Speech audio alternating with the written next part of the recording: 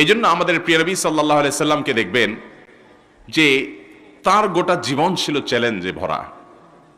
শত বাধা, শত বিপত্তি, শত চ্যালেঞ্জকে কিভাবে ওভারকাম করতে হয় ঠান্ডা মাথায়, খুব বিচক্ষণতার সাথে, খুব চিন্তাশীল ভাবে প্রতিটা কাজকে তিনি সম্পাদন করে মাত্র 23 বছরের জীবনে, নবী হওয়ার পর 23 বছর সুযোগ পেয়ে গোটা পৃথিবীর মোড় পরিবর্তন করে দিয়ে চলে গেছেন। ভাইরা আমার, আল্লাহ রাব্বুল আলামিন এর জন্য কোরআন হাকিমের অন্য আয়াতে বলেছেন, ওয়াজআলনা মিনহুম আইম্মাতান ইয়াহদুনা বিআমরিনা লাম্মা সাবারু ওয়া কানু বিআয়াতিনা মুকিনুন। আল্লাহ রাব্বুল আলামিন কোরআনে হাকিমে বলেছেন, যারা সবর করবে এবং ওয়া কানু বিআয়াতিনা ইউকিনুন, আমার আয়াতের উপরে ইয়াকিন রাখবে এবং সবর করবে, এই গুণটা যারা নিজের মধ্যে অর্জন করতে পারবে, এদেরকে আমি নেতৃত্ব দান করব। এরা ইমাম হবে এবং আমার পথে মানুষকে নির্দেশ করবে, আহ্বান করবে। আল্লাহ রাব্বুল আলামিন নেতৃত্ব দিবেন সবরের মাধ্যমে। নবী করিম সাল্লাল্লাহু আলাইহি সাল্লাম গোটা পৃথিবীর মানুষের অবস্থার পরিবর্তন করার জন্য নেতৃত্ব দিয়েছেন।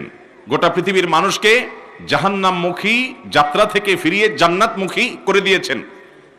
এই দুনিয়ার যে পট পরিবর্তন করেছেন, গোটা পৃথিবীর অন্ধকার দূর করে আলোতে পরিপূর্ণ করে ফেলেছেন।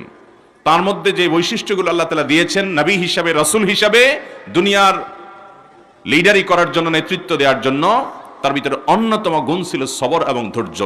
আজও মুসলমান ঘরে ঘরে, প্রত্যেকটা মুসলমান ব্যক্তিগতভাবে আমরা যদি সবরকারী হতে পারি, ধৈর্যশীল হতে পারি, অনেক আমাদের সামনে ব্যত্যয় হবে। আমি যা চাইবো তার ব্যতিক্রম হবে, আমি যা চাবো তা সবকিছু বেটে বলে হবে না। ইমানদার হাসি মুখে সেটাকে বরণ করার যোগ্যতা, গুণ তার মধ্যে অর্জন করতে হবে। অনেক মানুষ দেখবেন 5 ওয়াক্ত নামাজি, মাশাআল্লাহ, মুখে আল্লাহ রাব্বুল আলামিন দায় রাখার তৌফিকও তাকে দিয়েছেন। তিনি হয়তো হক হালালি চলার চেষ্টা করেন, হালাল উপার্জনও হয়তো করেন, অনেক ভালো ভালো গুণ আছে, কিন্তু ভয়ঙ্কর কিসিমের বদমেজাজি আছে না নাই? এরকম বদমেজাজ মানুষ অনেক নেকামল করছেন, অথচ তার এই বদমেজাজের কারণে, তার এই বদরাগের কারণে, তার এই আচরণগত ত্রুটির কারণে তিনি আল্লাহ তাআলা থেকে অনেক দূরে আছেন, আল্লাহ তাআলা থেকে অনেক দূরে থাকছেন। আজও গোটা দুনিয়াতে মুসলমানরা আমরা যদি সবর চর্চা শুরু করি, তাহলে পট পরিবর্তন হতে দেখবেন দেরি হবে না। অথচ আমাদের দেশে বেশিরভাগ মানুষ মুসলমান হওয়ার সত্ত্বেও দেখবেন সামান্য ছোটখাটো বিষয়কে কেন্দ্র করে বিরাট তুলকালাম কাণ্ড হয়ে যায়। হয় কি হয় না? পত্রিকার পাতা খুললেই দেখবেন যে স্ত্রীকে বলছে জামাটা আগায় দেওয়ার জন্য, দিতে একটু দেরি হয়েছে, বাস তালাক দিয়ে বসে আছে।